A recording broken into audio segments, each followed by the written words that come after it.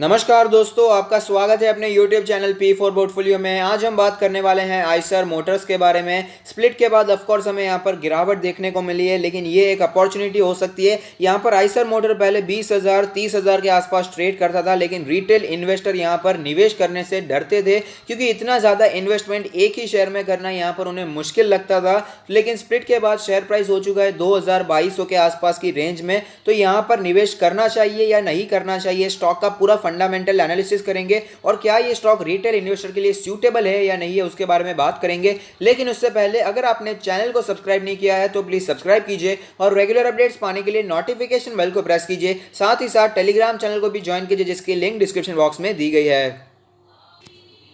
तो आप देख सकते हैं हम आइसर मोटर्स की वेबसाइट पर आ चुके हैं, जहां पर हमें दो चीज़ें दिखाई दे रही है। एक तो है रॉयल एनफील्ड, ऑफ कोर्स इसके बारे में हम बाद में बात करेंगे, लेकिन सबसे पहले वीई कमर्शियल व्हीकल्स के बारे में बात कर लेते हैं। तो वीई कमर्शियल व्हीकल्स है क्या? तो ये एक जॉइंट वेंचर है बिटवीन वॉल्वो ग्रुप और आइसर मोटर्स। तो ये जॉइंट वेंचर जुलाई 2008 से हमें देखने को मिल रहा है, जिसके अंडर आइसर के सारे ब्रांडेड ट्रक्स, बसेस, साथ ही साथ हमें वीई पावर ट्रेन, आइसर के कंपोनेंट और इंजीनियरिंग डिजाइन सर्विस बिजनेस और साथ ही साथ sales and distribution business of Volvo trucks as well as after market support to Volvo buses in India. ये काफी ज्यादा पॉपुलर यहाँ पर हमें जॉइंट वेंचर देखने को मिला है और साथ ही साथ सक्सेसफुल जॉइंट वेंचर भी देखने को मिल रहा है। जितना भी कमर्शियल व्हीकल का बिजनेस है आइसर मोटर्स का, इसी जॉइंट वेंचर के अंदर किया जाता है। तो यहाँ पर हैवी ड्यूटी ट्रक्स या फिर साथ ही साथ हम कहें कि मीडियम ड्यूटी ट्रक्स या फिर हम कहें या जो बसेस ये मैन्युफैक्चर करती है, सब कुछ यहाँ पर वी कमर्शियल व्हीकल्स के अंडर यहाँ पर आया जाता है। तो दूसरा है रॉयल एनफील्ड, जो कि हम कह सकते हैं इनका पावर कार्ड है। यहाँ पर रॉयल एनफील्ड को कौन नहीं जानता, काफी ज्यादा पुराना प्रोडक्शन हमें दिखाई देता है। मेड फर्स्ट सीट मोटरसाइकिल इन 1901। तो आप देख सकते हैं हमारी इंडिपेंडेंस से भी कई साल पहले यहाँ पर सबसे पहली बाइक रॉयल एनफील्ड ने बनाई थी, जो कि आज तक यहाँ पर प्रोडक्शन में दिखाई दे रही है। तो यहाँ पर रॉयल एनफील्ड का एक अलग ही यहाँ पर रुतबा कह सकते हैं। यहाँ पर कितने लोग तो मैंने ऐसे ही देखे हैं जो कि रॉयल एनफील्ड, जो कि बुलेट जिसे कहा जाता है, उसके सिर्फ वो आवाज की वजह से यहाँ पर उसे खरीदना पसंद करते हैं। एज अ कंज्यूमर कितनी पॉपुलैरिटी है मार्केट में रॉयल एनफील्ड की, ये आपको बताने की ज़रूरत नहीं है। तो आगे बढ़ते हैं, यहाँ पर फंडामेंटल एनालिसिस को शुरू करते हैं। तो आप देख सकते हैं आइसर मोटर्स एक लार्ज कैप कंपनी है जिसका मार्केट कैप 60,000 करोड़ के आसपास का है। लास्ट ट्रेडेड प्राइस है 2,180 रुपीज़, जो कि आज हमें 2.25% नीचे दिखाई दिया है। अगर बात करें 1 वीक रिटर्न्स के बारे में तो हमें फ्लैट रिटर्न्स ही देखने को मिल रहे हैं। 1 मंथ के बारे में बात करें तो 7% के पॉजिटिव रिटर्न्स हैं। 1 ईयर के बारे में बात करें तो आप देख पाएंगे 39% के शानदार पॉजिटिव रिटर्न्स दिखाई दे रहे हैं। 5 ईयर के बारे में बात करें तो 19.97% के पॉजिटिव रिटर्न्स हमें दिखाई दे रहे हैं, जबकि 2018 के बाद हमें ओवरऑल ऑटो इंडस्ट्री में काफी स्लो डाउन देखने को मिला था। उसके बावजूद यहां पर 20% के पॉजिटिव रिटर्न्स 5 साल में देखने को मिले हैं। अगर बात करें की मैट्रिक्स के बारे में तो पी रेशियो है 32.55, जबकि सेक्टर का पी रेशियो है 68.34। प्राइस टू बुक रेशियो है 5.96, जबकि सेक्टर का प्राइस टू बुक है 2.96। डिविडेंड यील्ड है 0.57%, सेक्टर का डिविडेंड यील्ड है 0.96%। अगर बात करें कंपनी के फाइनेंशियल ट्रेंड के बारे में तो आप देख पाएंगे भले ही हमें यहाँ पर 2018 के बाद ओवरऑल हमें गिरावट देखने को मिली थी ऑटो इंडस्ट्री के स्टॉक्स में, लेकिन आप देख पाएंगे इसके परफॉर्मेंस में कहीं पर भी गिरावट देखने को नहीं मिल रही है। 2018 के बाद भी आप देख पाएंगे परफॉर्मेंस ऊपर जाता हुआ नजर आ रहा है, चाहे वो रेवेन्यू हो या फिर प्रॉफिट हो। लेकिन यहाँ पर 2020 में हमें गिरावट देखने को मिल रही है रेवेन्यू और प्रॉफिट दोनों में, क्योंकि यहाँ पर 2020 में थोड़ा सा इंपैक्ट पड़ता हुआ हमें नजर आया है। अगर कुछ फाइनेंशियल स्टेटमेंट्स को यहाँ पर पढ़ने की कोशिश करें तो हम ग्रोथ व्यू देखेंगे कैसी स्थिति रही है। तो आप देख पाएंगे कि अगर इस फाइनेंशियल ईयर 20 को छोड़ दे तो ओवरऑल काफी ज्यादा ग्रोथ वाला स्टॉक रहा है। ओवरऑल अच्छी खासी ग्रोथ इसने बना कर दी है। टोटल रेवेन्यू हो, एबिटा हो, पीबीआईटी हो, पीबीटी हो या नेट इनकम हो, तो जोरदार ग्रोथ इस स्टॉक में हमें देखने को मिली है। शेयर होल्डिंग पैटर्न के बारे में बात करें तो टोटल प्रमोटर होल्डिंग है 49.28%, जिसमें से कुछ भी प्लेज नहीं है, तो उसकी चिंता की जरूरत नहीं है। म्यूचुअल फंड के पास है 9.31% की होल्डिंग, डीआईएस के पास है 11.94% की होल्डिंग, एफआईएस के पास है 26.95% की होल्डिंग और अदर पार्टीज यानी कि हमारे आप जैसे लोगों के पास है 11.82% की होल्डिंग। फंडामेंटल एनालिसिस में आगे बढ़ते हुए यहाँ पर कुछ रेशियोज और भी देख लेते हैं। तो ऑपरेटिंग मार्जिन जो हमें दिखाई दे रहा है वो है 25.58, जो कि पिछले साल से ऑफकोर्स गिरता हुआ ही नजर आ रहा है, लेकिन ओवरऑल अभी भी अच्छा यहाँ पर मार्जिन हमें दिखाई देता है। नेट प्रॉफिट मार्जिन है 19.61, जो कि पिछले साल से थोड़ा सा कम होता हुआ नजर आ रहा है। जबकि ऑपरेटिंग मार्जिन में इतनी गिरावट आई है, उसके बावजूद नेट प्रॉफिट मार्जिन में इतनी ज्यादा गिरावट हमें देखने को नहीं मिल रही, जो कि एक अच्छी बात है। रिटर्न रेशियोज के बारे में बात करें तो आरओई की बात करें तो 18.3 का आरओई हमें दिखाई देता है, जो कि पिछले साल 25 के आसपास था। तो यहां पर गिरावट ऑफ कोर्स देखने को मिली है। आरओसीई की बात करें तो यहां पर 22.46 दिखाई देता है, जो कि पिछले साल 32.79 था। तो यहां पर भी ऑफ कोर्स गिरावट देखने को मिल रही है। रिटर्न ऑन एसेट्स के बारे में बात करें तो वो है 14.67, जो कि पिछले साल से गिरता हुआ नजर आ रहा है। तो यहां पर पिछले साल के मुकाबले हमें आरओए, आरओई, साथ ही साथ आरओसी तीनों में गिरावट देखने को मिल रही है। लेकिन मैं आपको यहां पर रेकमेंड करूंगा कि अब दूसरे जो भी स्टॉक्स हैं जो कि कमर्शियल व्हीकल्स में कामकाज करते हैं, जैसे कि अशोक लेलैंड है या फिर हो गया यहाँ पर टाटा मोटर्स, एसएमएल लिस्टेड हुए, उनके साथ कंपेयर करके मुझे जरूर बताइएगा उनका आरओई, उनका आरओसी, उनका आरओए यानी कि रिटर्न ऑन एसेट्स कितना है, जरूर कमेंट बॉक्स में बताइएगा। उसके बाद यहाँ पर हम कंपैरिजन कर पाएंगे। यहाँ पर लिक्विडिटी रेशियोज के बारे में बात करें तो करंट रेशियो है 3.15, जो कि पिछले साल से बढ़ चुका है। क्विक रेशियो है 2.87, जो कि पिछले साल से हमें बढ़ता हुआ नजर आ रहा है। अगर बात करें यहाँ पर डेट टू इक्विटी रेशियो के बारे में तो 0.01 है, जो कि पिछले साल से कम हुआ है। बहुत ही अच्छी बात है। यहाँ पर company almost debt free company है, तो टेंशन लेने की बिल्कुल भी जरूरत नहीं है। इंटरेस्ट कवरेज रेशियो 415 से 124 हो चुका है। हालांकि 124 का नंबर भी बुरा नहीं है। ये सारे टर्म्स क्या है, अगर आपको समझ में नहीं आ रहे हैं तो फंडामेंटल एनालिसिस की सीरीज जरूर देखिएगा, आपको सारे टर्म्स इजी भाषा में समझ में आ जाएंगे। उसके लिंक भी मैंने डिस्क्रिप्शन बॉक्स में दे दिया है। एसेट टर्नओवर रेशियो 73.52 है, जो कि पिछले साल से कम हुआ है। थोड़ी सी गिरावट ऑफकोर्स हमें देखने को मिल रही है, जो भी है आपके सामने है। इन्वेंट्री टर्नओवर रेशियो के बारे में बात करें तो इन्वेंट्री टर्नओवर रेशियो में हमें बढ़ोतरी देखने को मिल रही है।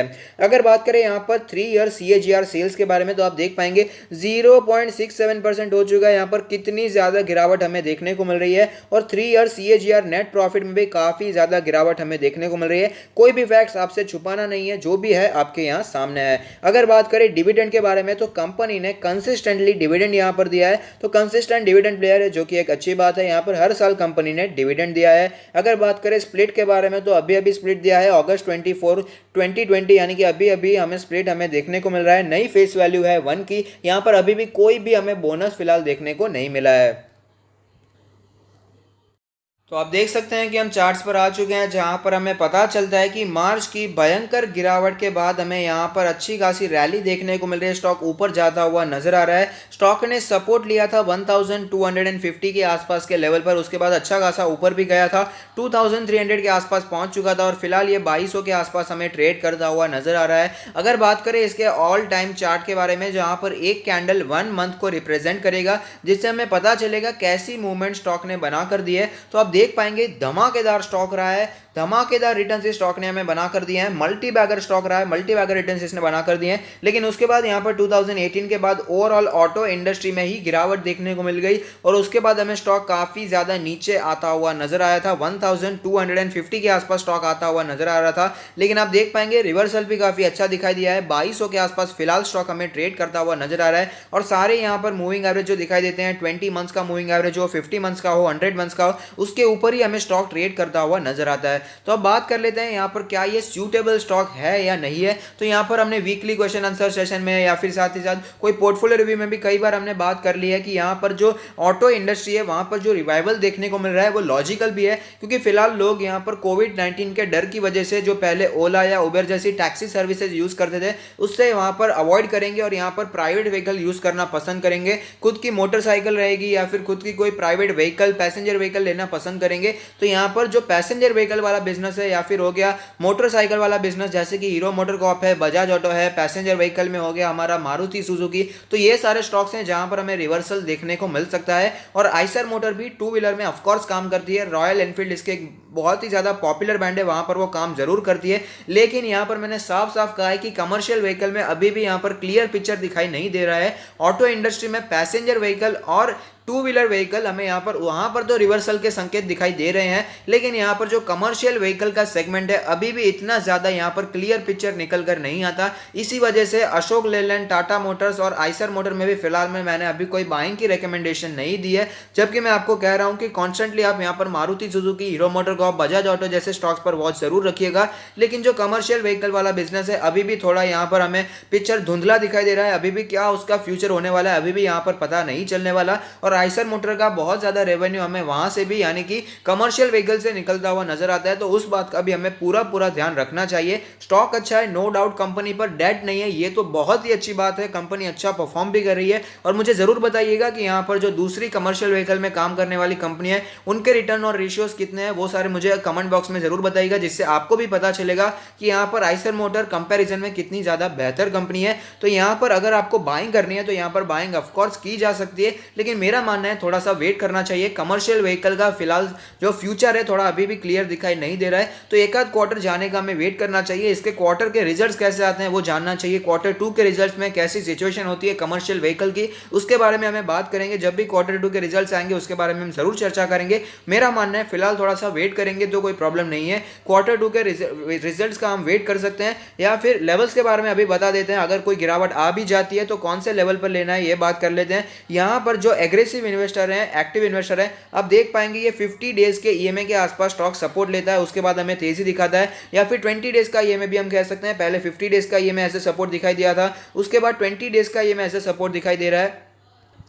उसके बाद जैसे ही अपने 20 डेज के ईएमए को ये तोड़ता है तो वहां से हमें रिवर्सल के संकेत भी दिखाई देते हैं। तो अगर आपको ये स्टॉक एक्टिव इन्वेस्टर और एग्रेसिव इन्वेस्टर को कहीं पर भी 2000 से लेकर 2100 के आसपास दिखाई देते हैं तो वहां पर लॉन्ग टर्म के लिए बाइंग इनिशिएट करने के बारे में सोच सकते हैं। लेकिन जो वेट करना चाहते हैं, जो कंजर्वेटिव इन्वेस्टर होते हैं, जो थोड़ा सा पेशेंस रखते हैं, उनके लिए भी मैं लेवल जरूर बताऊंगा, जो कि है 1800 से करके 1900 के आसपास का लेवल। क्योंकि हमने देखा है 1900 के आसपास हमें यहाँ पर 100 डेज का ईएमए, 200 डेज का ईएमए दिखाई देता है, तो इस लेवल का वेट किया जा सकता है। और साथ ही साथ क्वार्टर 2 के रिजल्ट्स कैसे आते हैं वो भी काफी ज्यादा महत्वपूर्ण है, तो थोड़ा सा वेट करेंगे तो भी कोई प्रॉब्लम नहीं है। वरना स्टॉक अच्छा है, यहाँ पर लॉन्ग टर्म के लिए बाइंग इनिशिएट करना है तो आप कुछ लेवल्स पर ध्यान रख सकते हैं जो कि मैंने ऑलरेडी बता दिए हैं, और अपने नेचर के हिसाब से यहाँ पर बाइंग के बारे में सोच सकते हैं। रिटेल इन्वेस्टर के लिए वैसे तो ऑटो इंडस्ट्री ज्यादा सूटेबल नहीं होता, लेकिन ये स्टॉक अच्छा है, यहाँ पर आप निवेश कर सकते हैं। जिनका पोर्टफोलियो बड़ा है, कैपिटल बड़ा है, वो आइसर मोटर में इन्वेस्ट करने के बारे में सोच सकता है। और साथ ही साथ अगर आप अपना पोर्टफोलियो हमसे रिव्यू करवाना चाहते हैं तो उसकी लिंक भी हमने डिस्क्रिप्शन बॉक्स में दे दी है। तो अगर आपको ये वीडियो पसंद आता है तो लाइक कीजिए, शेयर कीजिए, कमेंट कीजिए, सब्सक्राइब कीजिए और मुझे मोटिवेट कीजिए। Thank you, stay happy, happy investing.